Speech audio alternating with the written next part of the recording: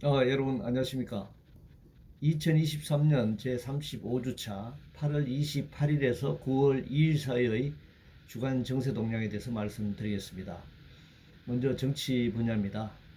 대통령에게 집중된 권력이 매우 계급적이고 파쇼적이며 집권 남용의 형태를 띠고 있습니다. 민주당은 이재명 대표의 사법 리스크를 전면으로 돌파할 비전보다 소극적인 단식을 지금 선택하고 있습니다.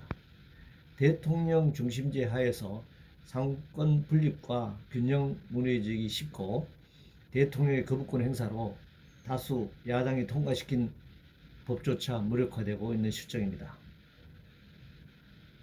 사법정의는 법의 형평성과 법관의 존재와 그에 기초한 의식의 문제라고 생각하는데 이 모든 것이 부족한 상황입니다. 상명하복의 공직사회에서 복무태도라는 것도 소위 영혼 없는 공무원의 관성적 행정행위로 끝날 가능성이 높습니다. 국정원이 법률에 의해 경찰로 넘어간 대공 수사권을 시행령으로 되찾아 오겠다는 것은 법질서를 유린하여 상권 분립을 붕괴시키는 행태라고 생각합니다. 윤석열 정권발 이념 역사 전쟁은 지극히 친자본주의 계급적 인식에서 비롯된 것이라고 생각합니다. 경제 문제입니다.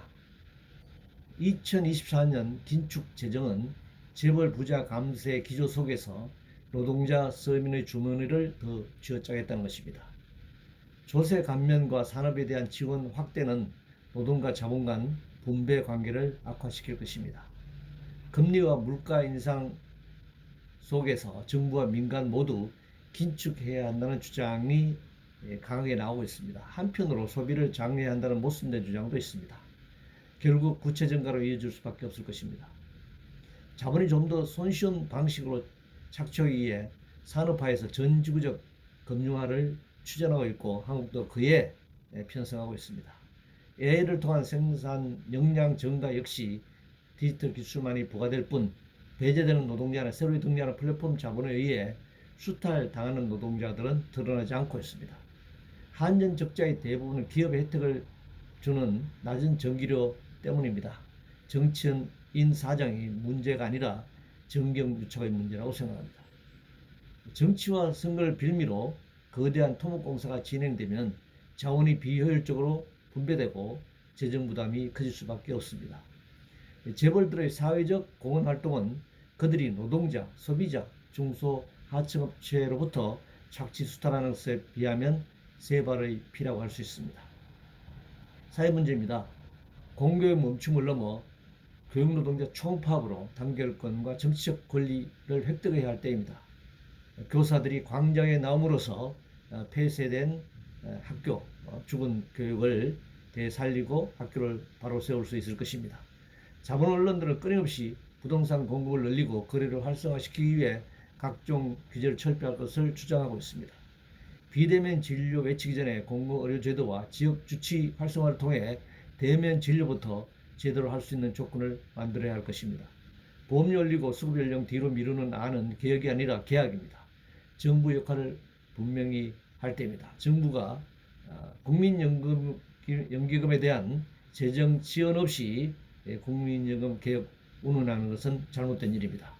현재와 같은 비정규직 등 고용불안, 실업, 저임금, 임금격차, 낮은 복지 상황에서 단기간에 출생률이 높아지지 않을 것입니다.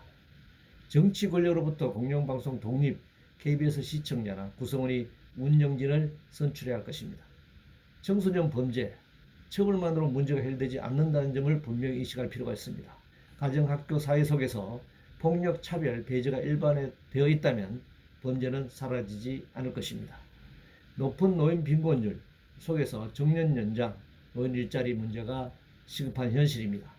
기초연금 수급 대상을 현행 70% 하위 재산과 소득 노인에게 주고 있는데 이를 30-40% 수준으로 줄이려고 하는 시도는 노인 빈곤율을 더 높일 뿐입니다. 노동 문제입니다. 안동시 노조의 정공로 탈퇴는 정치 중립이 아니라 정부나 지자체에 가까이 다가서는 정치적 선택일 뿐입니다. 이것도 역시 정치적인 방향을 설정하는 것이죠. 노동자가 파업하지 않은 지금도 한국 경제는 위기이고 자본주의 자체는 언제나 공황적 위기 상황에 있습니다. 직무, 가치와 노동력의 대가에 따른 임금을 어떻게 정할 것인가는 결국 노사 간 입장 차이를 어떻게 좁힐 것인가에 달려 있을 뿐입니다.